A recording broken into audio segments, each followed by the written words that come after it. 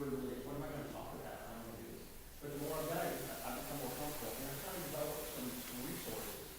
That being said, for the next several weeks, there's gonna be an opportunity. I told Pastor Ken, I said, on Thursday, if you don't wanna sign up for the message, count it down, I'll do it. So I always wait, but for the next several weeks, I'm not gonna be here to sign up on Thursdays, and that's what you're for. I'm gonna be somewhere where they used to be, so.